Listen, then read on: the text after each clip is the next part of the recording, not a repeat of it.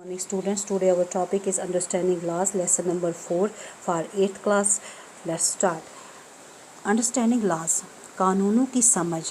इस चैप्टर में हम देखेंगे कि कानून क्या है, कानून कैसे बनते हैं, जो ये कानून बनते हैं क्या ये सभी लोगों पर अप्लाई होते हैं।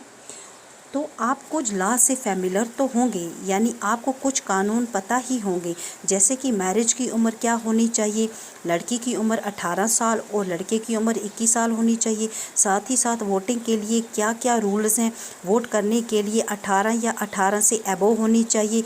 अगर आप कोई प्रॉपर्टी बेचते हैं या ख़रीदते हैं तो आप के पास पूरे पेपर्स होने चाहिए जिसमें आपका नाम होना चाहिए। ये भी कानून के अंदर ही आता है। तो जो ये लॉज हैं ये पार्लियामेंट बनाता है एंड इम्प्लीमेंट करती है एग्जीक्यूटिव के थ्रू। हम यही पढ़ेंगे कि क्या ये लॉज हैं ये सभी लोगों पर अप्लाई होते हैं और नए लॉज किस तरीके से बनाए जाते हैं, और जो लॉज बनाए जाते हैं क्या ये अनपॉपुलर एंड कंट्रोवर्सल होते हैं।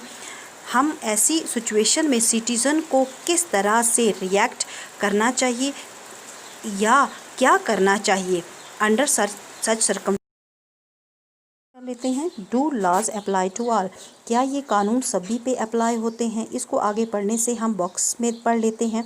इस बॉक्स में एक स्टोरी दी गई है कि गवर्नमेंट एम्प्लॉइज़ जो ये ऑफिसर के ओहदे पर काम करता है उसे गवर्नमेंट ऑफिशियल कहा जाता है। तो जो गवर्नमेंट ऑफिशियल है उसके बेटे को 10 साल की सज़ा सुनाई है डिस्ट्रिक्ट कोर्ट ने, क्योंकि उसके बेटे ने कुछ क्राइम किया था। तो गवर्नमेंट ऑफिशियल अपने बेटे को भागने में मदद की ताकि उसे जेल ना जाना पड़े। तो यहाँ पर क्वेश्चन अराइज होते हैं कि जो गवर्नमेंट ऑफिशियल है जो अपने बेटे की मदद करता है, क्या ये गवर्नमेंट ऑफिशियल का एक्शन सही है। क्या उसके बेटे को कानून माफ़ कर देगा, क्या उसके बेटे को माफ़ किया जाना चाहिए, या क्या उसे जेल जाने से माफ़ी मिल जानी चाहिए, क्योंकि उसका father economically and politically powerful है। मतलब उसके फादर के पास पैसा भी है और बड़े बड़े लोगों तक पहुंच भी है। हमने जो बॉक्स में पढ़ा ये दिखाता है वायलेशन ऑफ लॉज, कि कानून की खिलाफ वर्जी की गई है।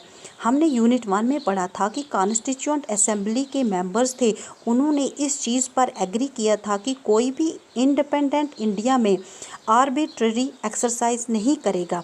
किसी के पास भी ये पावर नहीं होगी कि वो अपनी मनमर्जी से कुछ भी करे। सभी को कानून के हिसाब से चलना होगा। अगर आप कानून तोड़ते हैं तो आपको सज़ा भी मिल सकती है। तो इस चीज़ को एस्टेब्लिश करने के लिए कॉन्स्टिट्यूएंट असेंबली के मेंबर्स जो थे उन्होंने कॉन्स्टिट्यूशन में कुछ प्रोविजंस को इंस्टीट्यूट किया।